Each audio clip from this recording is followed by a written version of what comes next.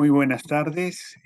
Modusil, Sistema de Bibliotecas, le da a usted la bienvenida. Es nuestra última reunión académica por este semestre de 2023-2.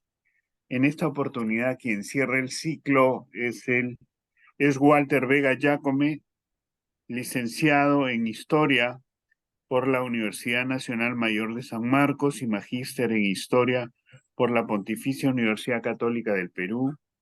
Trabaja temas relativos a la religiosidad y la sociedad virreinales de los siglos XVI y XVII, con énfasis en el estudio de las cofradías limeñas, fundadas por indígenas y afroperuanos. Actualmente cursa los estudios del doctorado en Historia en la Pontificia Universidad Católica del Perú y también ejerce la docencia universitaria en el área de estudios generales de las universidades Continental, Científica del Sur, y decirles también que nos acompañó con nosotros durante buen tiempo.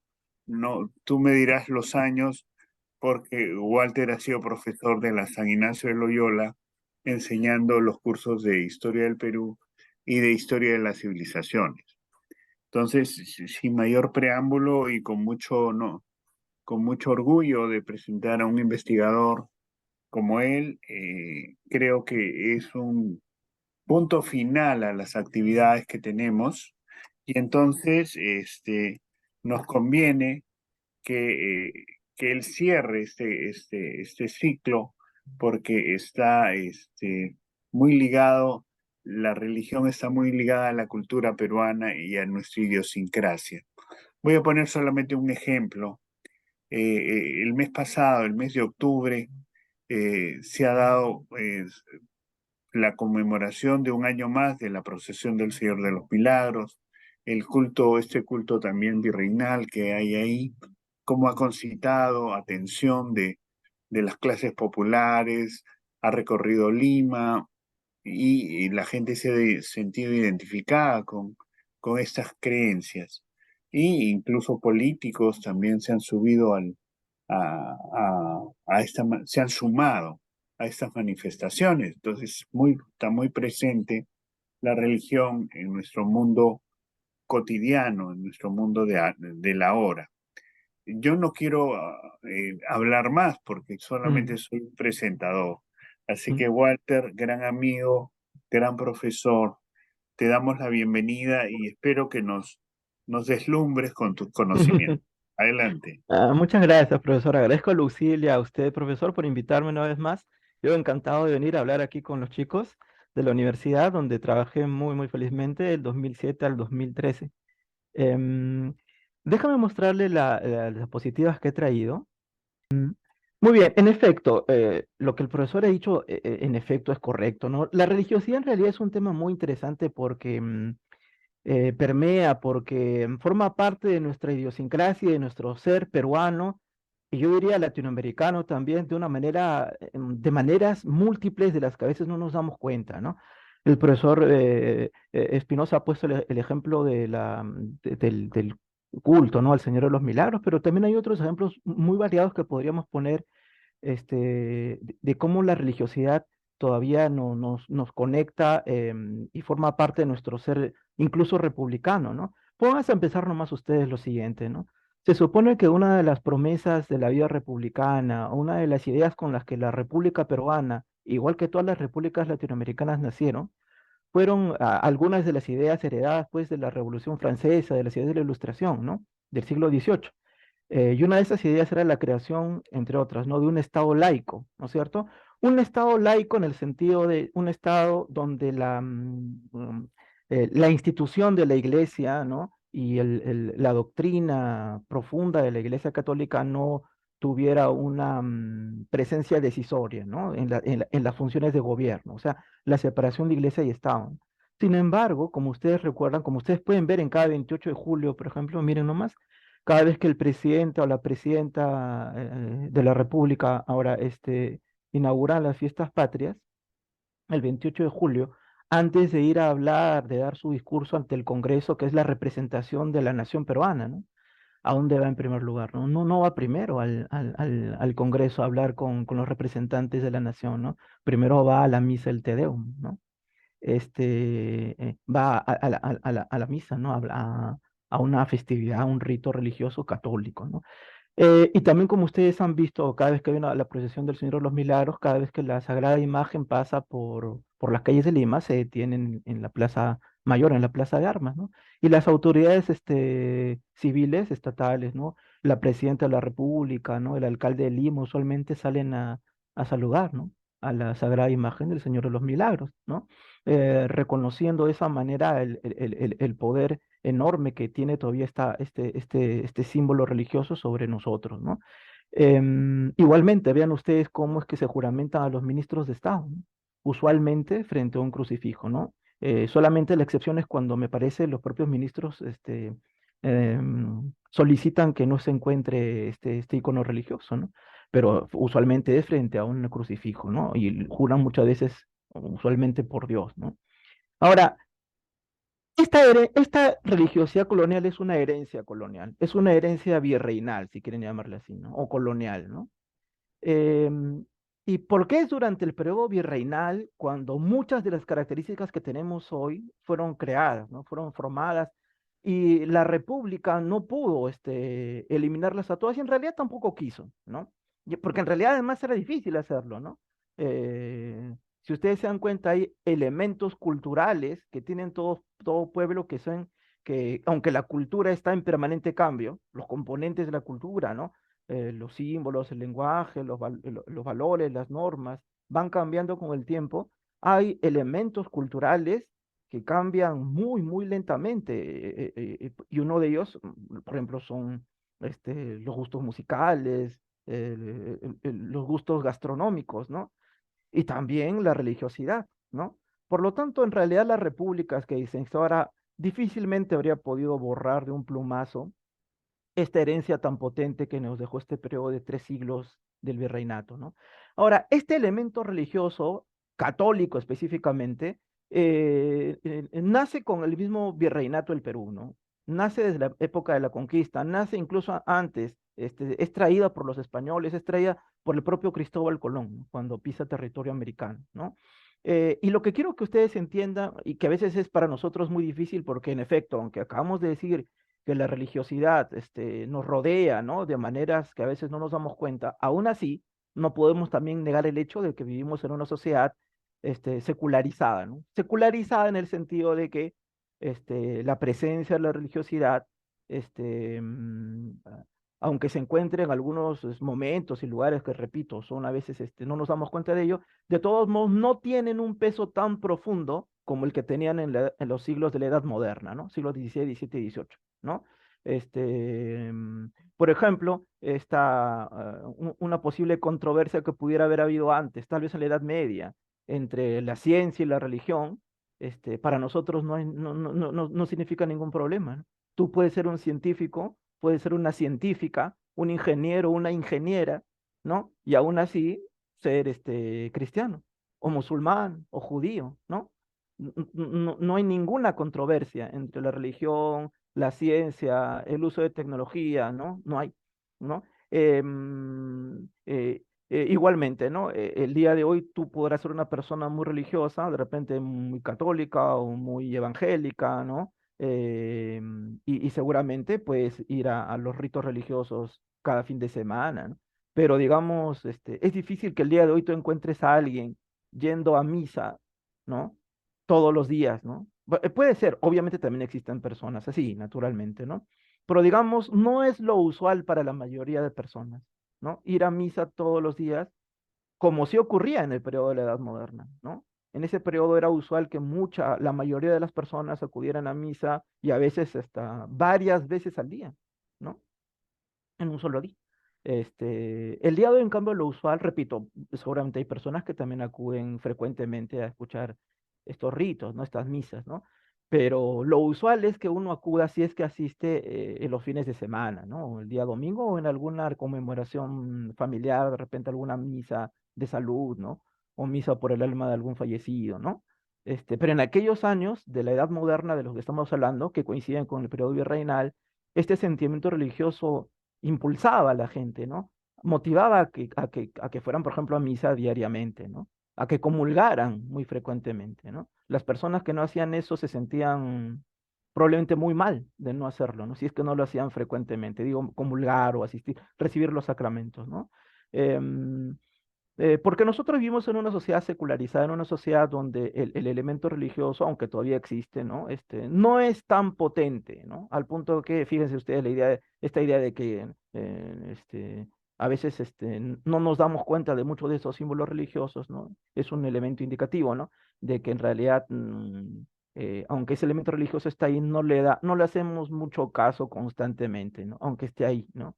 En cambio, en aquel periodo de la época virreinal, el elemento religioso estaba ahí, presente en la vida cotidiana de las personas, porque estas personas eran muy místicas, eran muy, muy religiosas, ¿no? O sea, para ellos, el elemento místico, religioso, lo extraterreno, lo espiritual, era algo que era absolutamente cierto.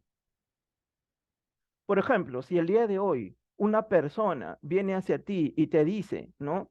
Que puede hablar con los santos o con la Virgen María, ¿no? O con alguna figura, con algún icono religioso, ¿no?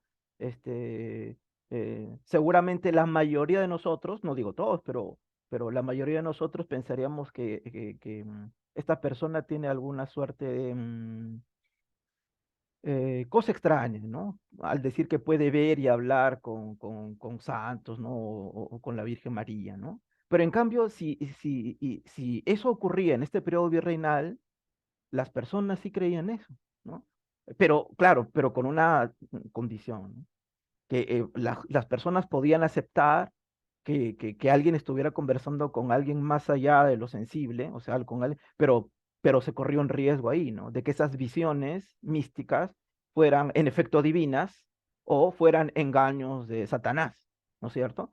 Que fuera Satanás disfrazado de los santos, ¿no? De la Virgen, que se presenta a un incauto para engañarlo, ¿no? Y hacerle perder su alma, ¿no?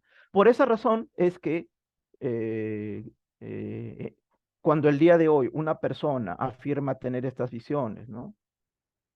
La mayoría podríamos derivarlo hacia algún especialista médico. En aquellos años a una persona con esas visiones también la derivaban, pero no un especialista médico, sino un especialista religioso. O sea, lo hacían ver con un sacerdote, ¿no? Con un clérigo, ¿no? Con alguien de la iglesia, para que examinara si sus visiones realmente eran divinas o engaños de Satanás, ¿no?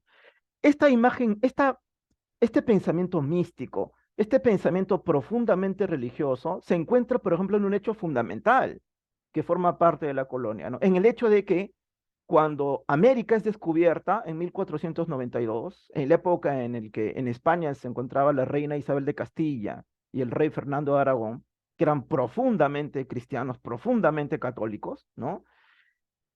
La reina Isabel de Castilla específicamente, ¿no? Porque la empresa descubridora nace de Castilla, ¿no? La reina Isabel de Castilla estaba absolutamente convencida, ¿no?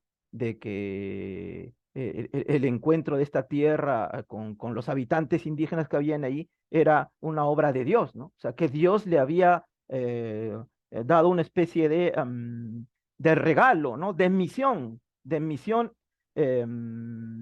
para salvar su propia alma y el alma de su pueblo, ¿no? ¿Y qué misión era esta? Rescatar a esta población indígena de los engaños de Satanás que los había convertido en personas idólatras, ¿no? O sea, el rescate de estos indígenas es visto por la corona de Castilla y después por los descendientes de Isabel, por los reyes austrias de España, como Carlos V, Felipe II y sus descendientes, ¿no? La labor evangelizadora de América es vista por ellos como una misión que Dios les había impuesto. Y para nosotros, repito, puede sonar un poco difícil de entender, pero para estas personas era una obsesión.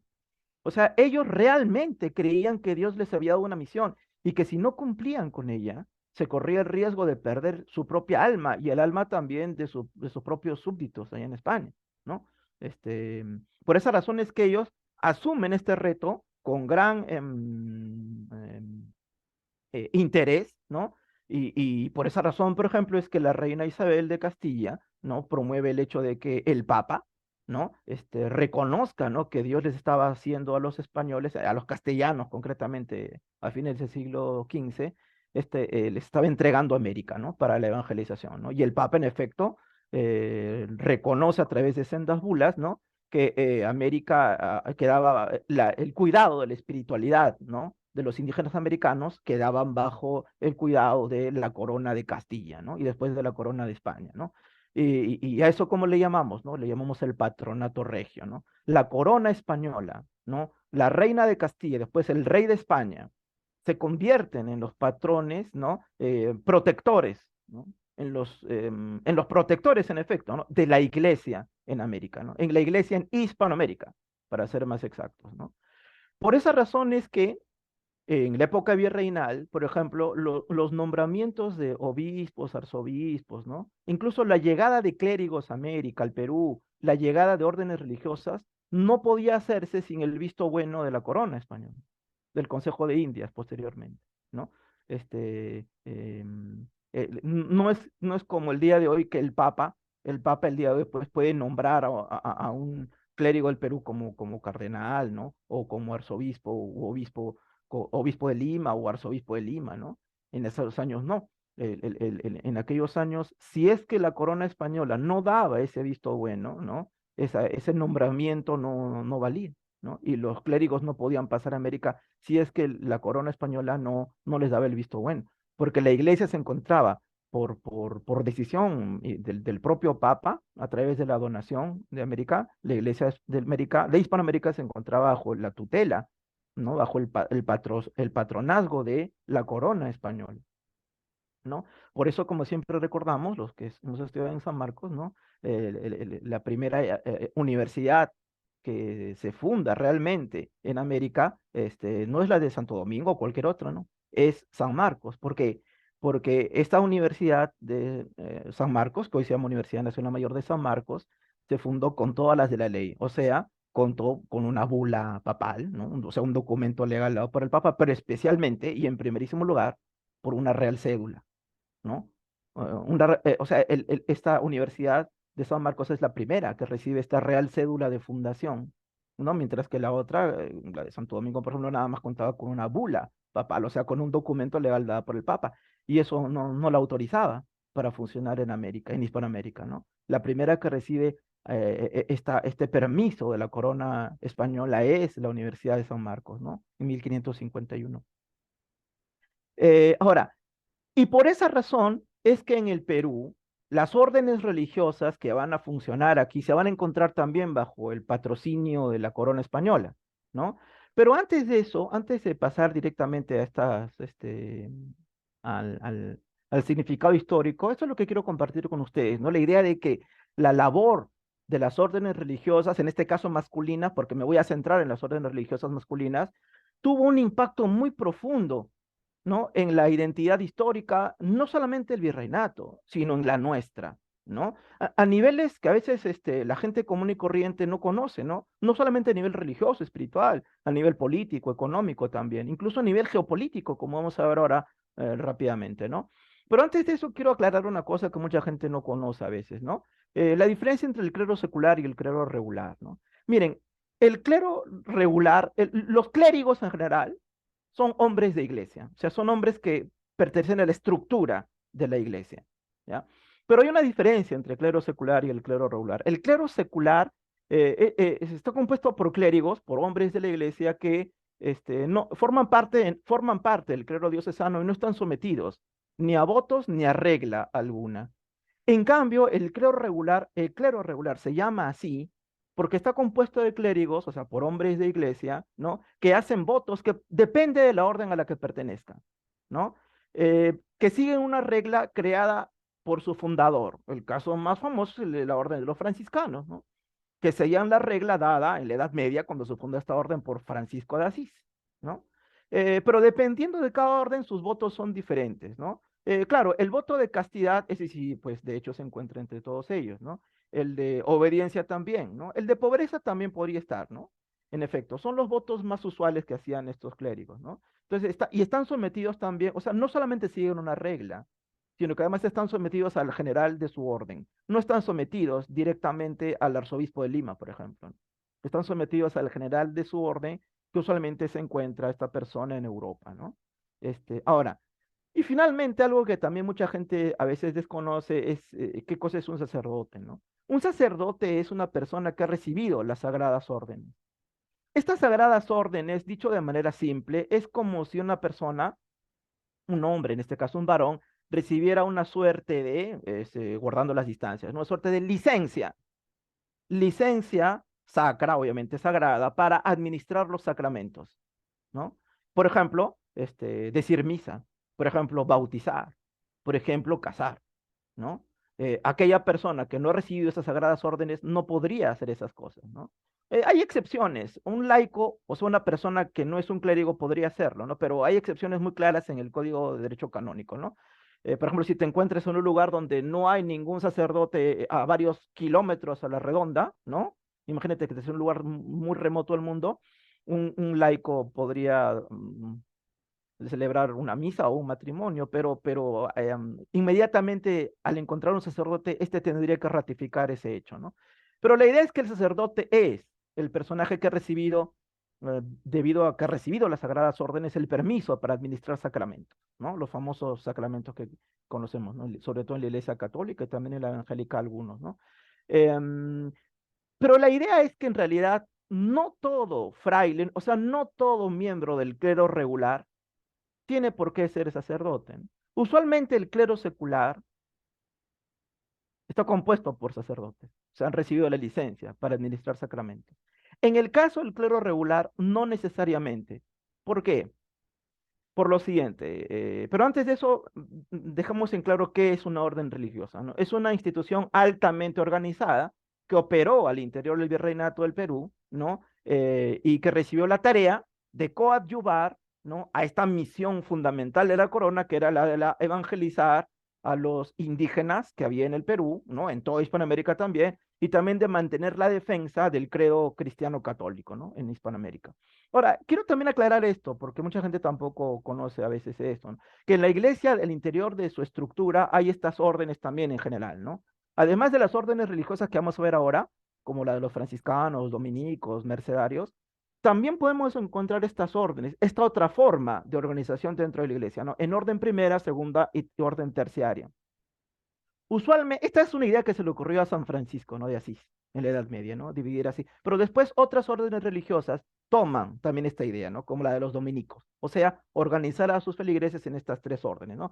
¿Qué es una orden primera, no? La primera orden u orden primera vendría a estar compuesta por los clérigos varones, ¿entiendes? Por los clérigos varones. Mientras que, o sea, por los frailes, ¿no?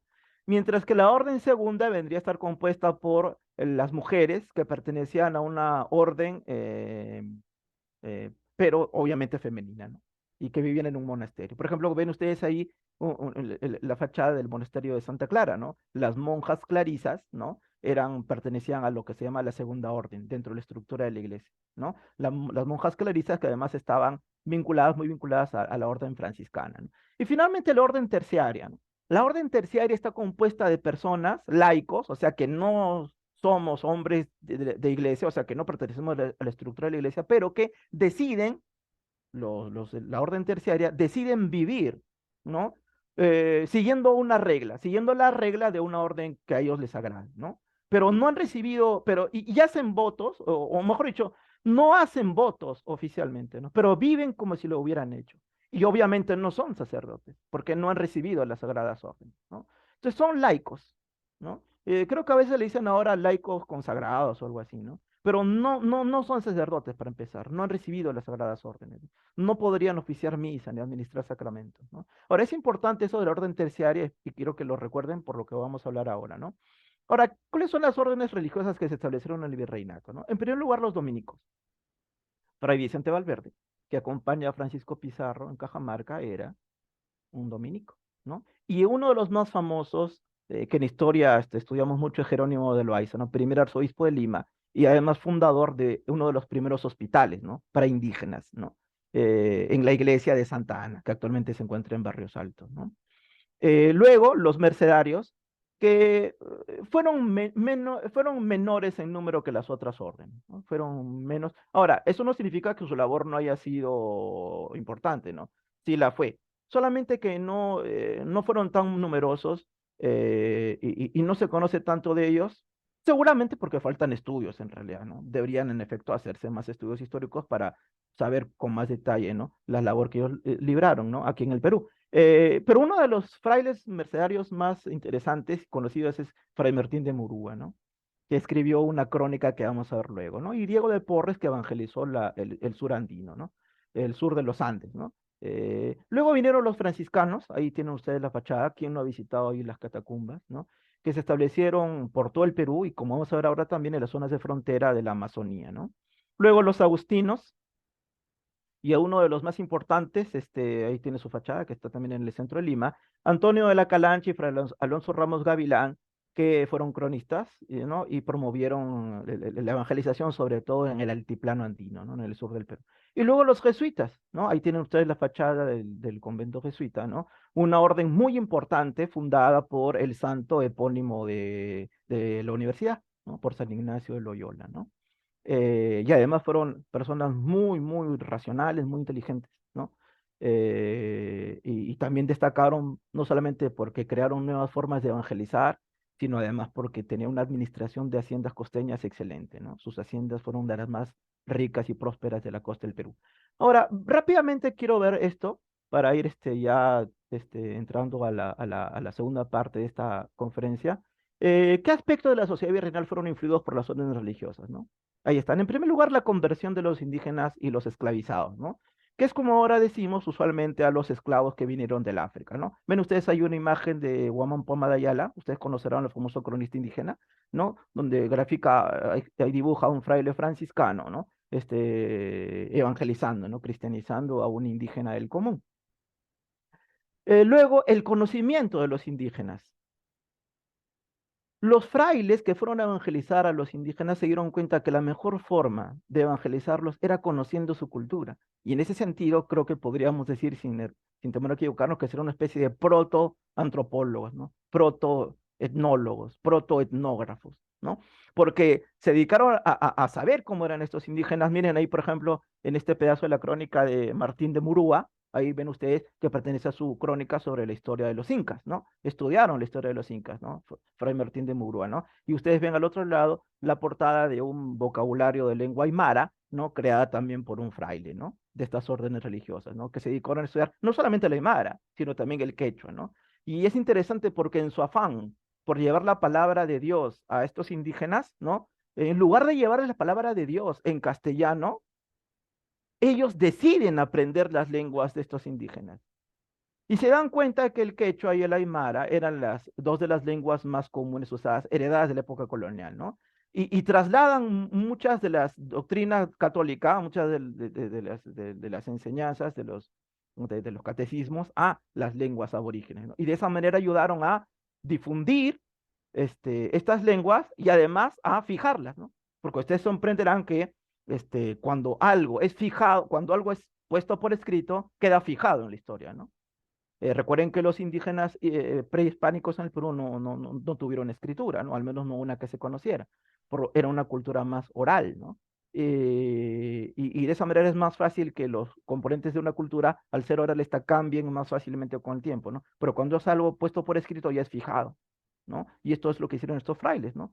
Tradujeron al aymara, al quechua y a otras lenguas más estas enseñanzas de la doctrina católica. Y al hacer eso, ayudaron a difundir y a conservar este idioma, ¿no? Luego, la defensa del catolicismo, ¿no? Todos conocemos al Tribunal del Santo Oficio de la Inquisición. Ahí participaron dominicos, franciscanos, ¿no? No solo como inquisidores, sino especialmente como censores, ¿no? Se les llamaba calificadores, ¿no? O sea, eran teólogos, o sea, expertos, doctores en el culto católico, que se dedicaban a leer todos los manuscritos antes de ser impresos, ¿no? En la imprenta que había en Lima, para censurarla, ¿no? Para borrar aquellas partes que iban en contra de la doctrina católica, ¿no? Eso hacían muchos de estos miembros de la Inquisición, que eran especialmente estos calificadores, censores dominicos, ¿no? Ahí tenemos, mira, los castillos que aplicaban, ¿no?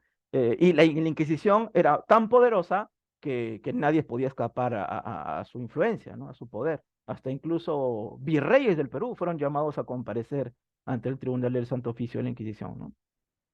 Luego, la creación de símbolos espirituales. Les decía esto porque también hay personas que a veces no conocen, espero que ustedes sí, pero cuando uno piensa en Santa Rosa de Lima o Fray Martín de Porres, muchas veces la gente tiende a pensar que eran una monja ella sacerdote, ¿no? O sacerdote, mejor dicho, Fray Martín de Porres, y no era así, ¿no? En realidad Santa Rosa de Lima nunca fue monja, ¿no? San Martín de Porres tampoco, él no podía administrar sacramentos, no había recibido las sagradas órdenes. Ellos eran personas del orden terciaria. Ellos, ni Santa Rosa se dedicó su vida no hizo votos como los de una monja, porque por su propia decisión no quiso. Y San Martín de Porres, por obvias razones, para algunos, pero es fácil de entender, no podía recibir las sagradas órdenes precisamente por ser mulato, ¿no? Como ustedes comprenderán, recibir las sagradas órdenes solamente era cosa propia de los españoles o los criollos, ¿no? O sea, de gente blanca, y lo máximo era a un mestizo, ¿no? Pero ni personas de origen africano, ni indígenas recibieron las sagradas órdenes sino hasta muy tarde en la época colonial, ¿no? En la época virreinal, ¿no?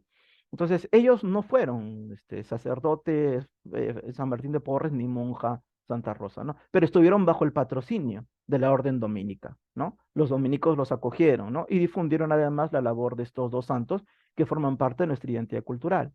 Luego, otro elemento importante de las órdenes fue el bienestar espiritual que ellos cuidaron, ¿no? ¿A través de qué? A través de su alianza con las cofradías, ¿no? Como ustedes saben, yo estudio las cofradías, que eran asociaciones de laicos, ¿no? Asociaciones de personas como nosotros, que no somos sacerdotes, ¿no? Que se dedicaban, que se asociaban para promover el culto a una imagen sagrada, ¿no? A la Virgen María o a algún santo, ¿no es cierto? O al propio Cristo en sus diferentes advocaciones, ¿no? Y eran patrocinados muchos de ellos por las órdenes religiosas, que les permitían utilizar sus instalaciones. Por ejemplo, si ustedes van a cualquier iglesia conventual de San Francisco, o de los Agustinos o de Santo Domingo, van a ver ahí los altares laterales que estaban bajo el cuidado de estas cofradías, ¿no? De personas laicas, que ahí organizaban sus asociaciones y se dedicaban no solamente a difundir la historia y el culto de estas imágenes sagradas, sino además hacían bien social, lo que llamamos hoy asistencia social, ¿no? Ayudaban a la gente, a sus hermanos, ¿no? Los afiliados a sus asociaciones, pobres, ¿no? Les daban limosnas y sobre todo, y más importante aún, estas órdenes religiosas, a través de las cofradías, le permitían a las personas un lugar dentro de la iglesia para enterrarse, porque para estas personas era inconcebible no enterrarse, o sea, no ser enterrados, ¿no? En un lugar que no fuera una iglesia, porque ellos tenían la desesperación por ser enterrados en tierra consagrada, ¿no? Recuerden ustedes que en realidad el cementerio público que se hace fuera de una iglesia recién se establece a fines de la colonia, ¿no? A inicios del siglo XIX, casi ya llegando el presbítero maestro, ¿no? Llegando ya a la época republicana. Pero durante los 3 siglos de colonia casi, para las personas era imposible imaginarse ser enterrado fuera de una iglesia, ¿no? Y lo que las cofradías, con el permiso de las órdenes religiosas, hacían era ofrecerles en las criptas de sus iglesias un lugar donde enterrarse, ¿no? Luego, la promoción de la educación, como les acabo de decir, por ejemplo, los jesuitas aquí fueron realmente expertos, los dominicos también, que promovieron, por ejemplo, la fundación de la Universidad de San Marcos, ¿no? Pero los jesuitas también promovieron no solamente la educación de los indígenas del común, sino también de la élite, ¿no? Por ejemplo, en las escuelas para hijos de caciques, ¿no? Que habían en Lima y el Cusco, estaban bajo el cuidado de los jesuitas, ¿no?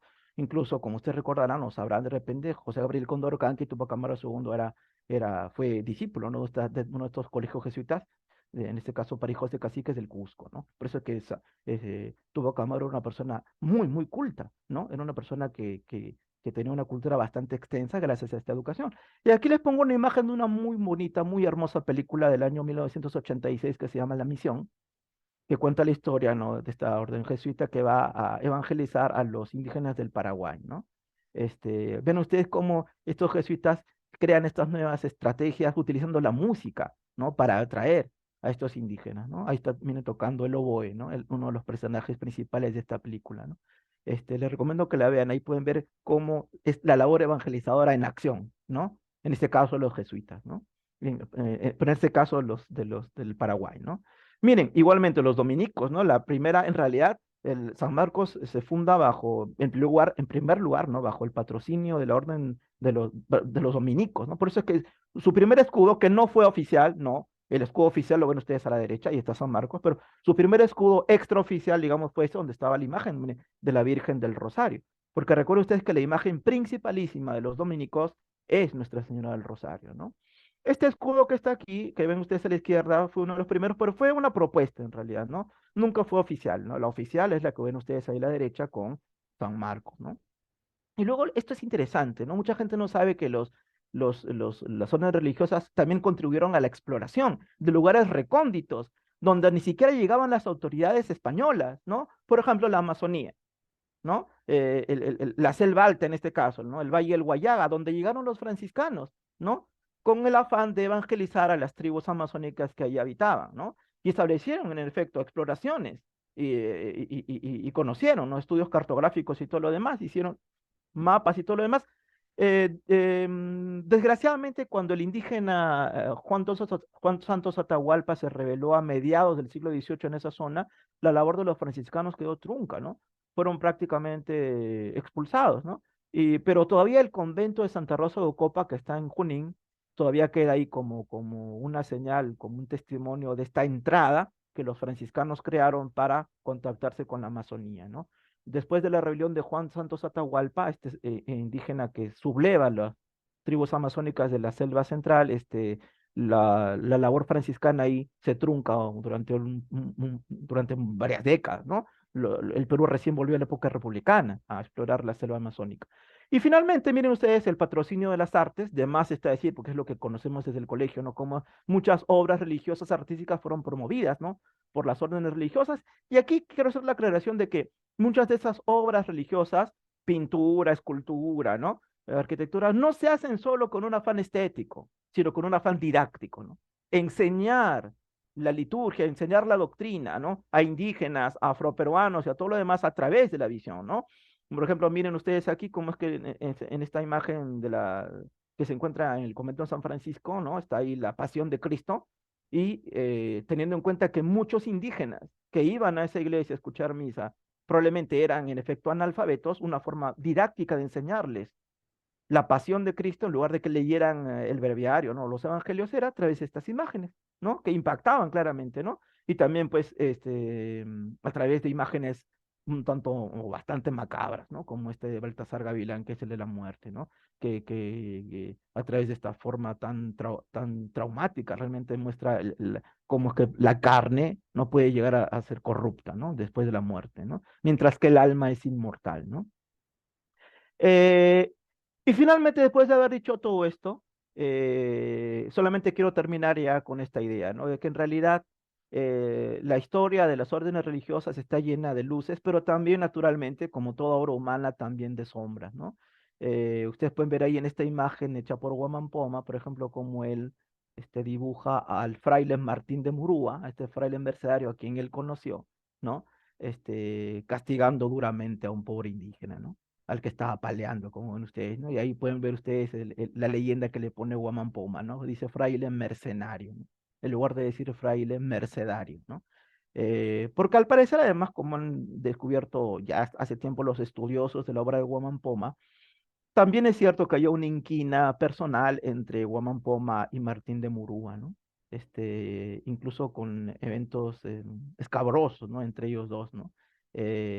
Así que los dos al parecer se odiaban, ¿no? Pero aún así, se cree que en la crónica de Martín de Murúa, que habla sobre los incas, ¿no? Quien ilustró alguno de los bocetos que hay en el manuscrito Galvin, se llama, si no me equivoco, fue al parecer Guamán Poma, ¿no? Por encargo de Martín de Murúa, ¿no?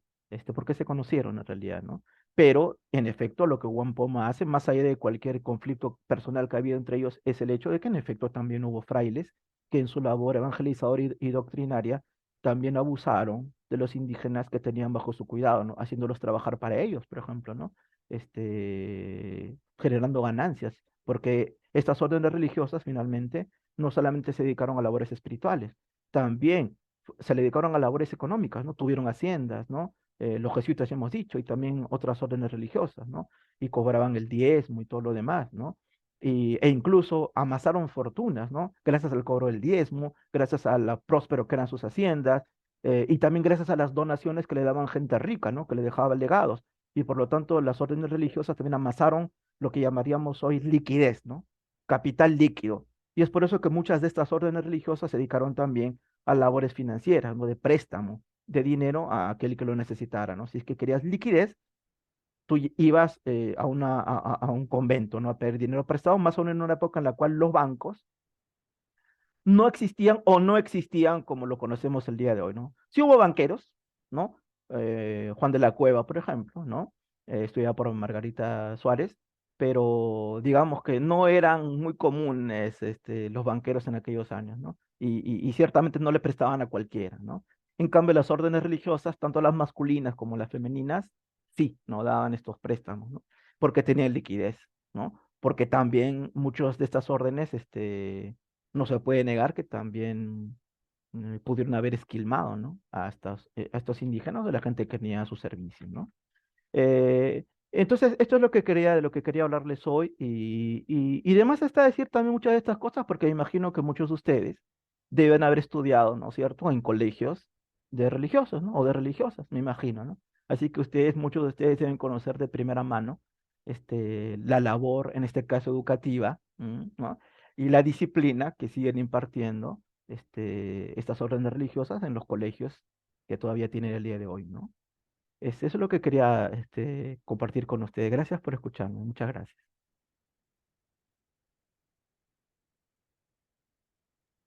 Gracias a ti.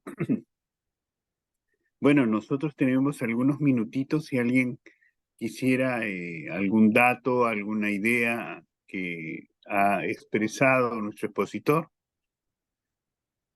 Es el momento, lo pueden escribir por el chat o la pueden hacer a viva voz, no hay problema.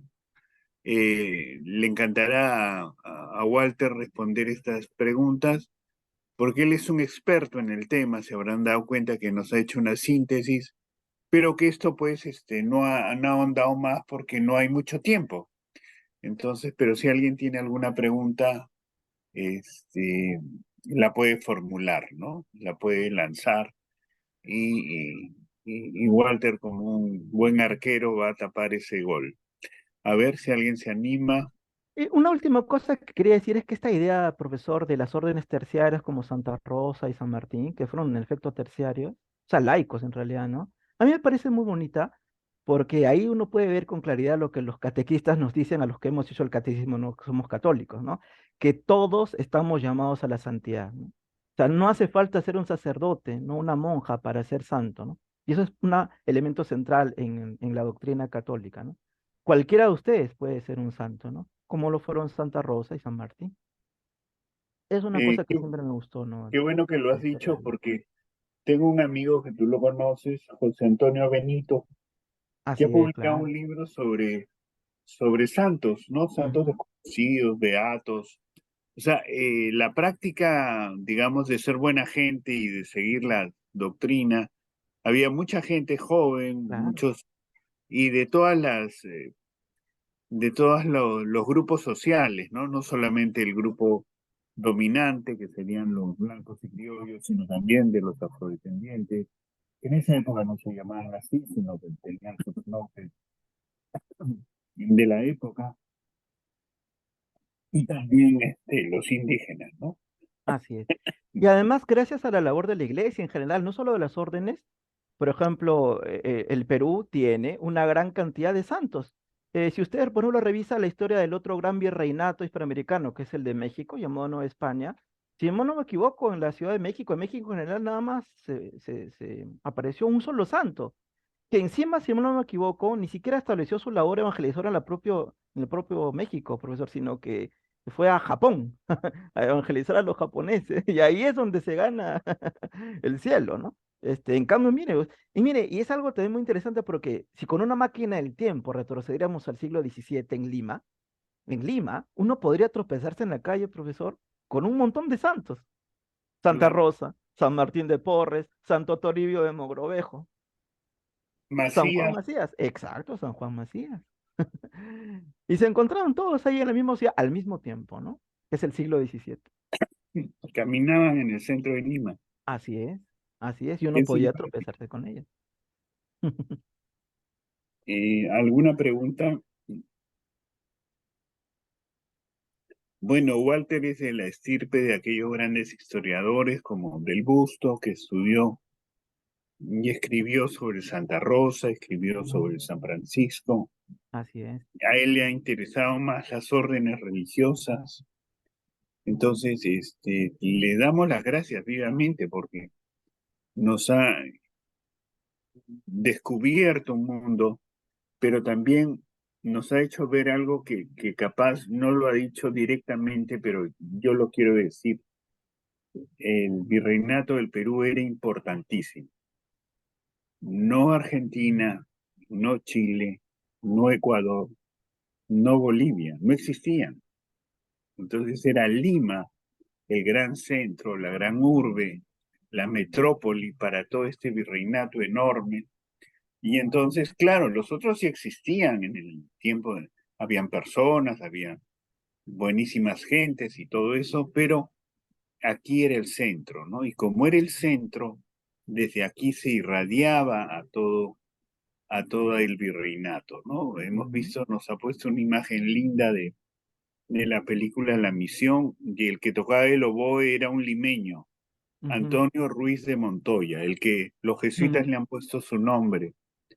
Me contaba un amigo muy simpático que se fundaba esta universidad de jesuitas y entonces querían ponerle el nombre de nuestra universidad, San Mm. Ignacio de Loyola. Entonces el rector en ese entonces era un francés. Dijo, nos han robado el nombre, ¿no? O sea, porque, no, porque ya no podían poner San Ignacio de Loyola a su universidad.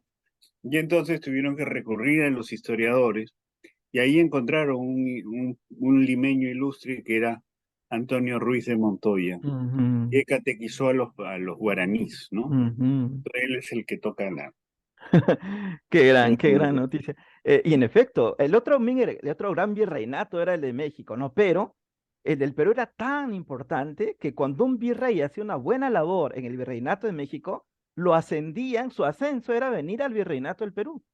Ese era su ascenso. Exacto.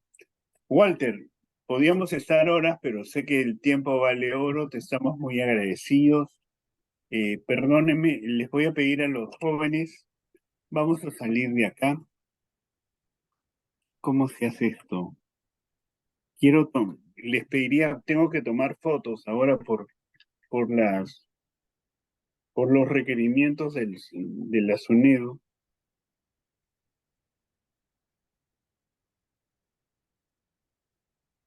Les pediría a los jóvenes que por favor abran sus cámaras y yo poder,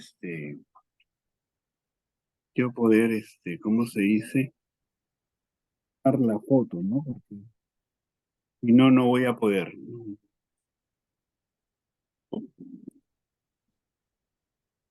Ok. Ya, un ratito, vamos a tomar la foto.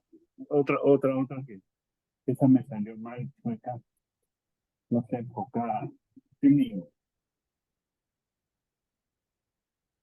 A ver, sí.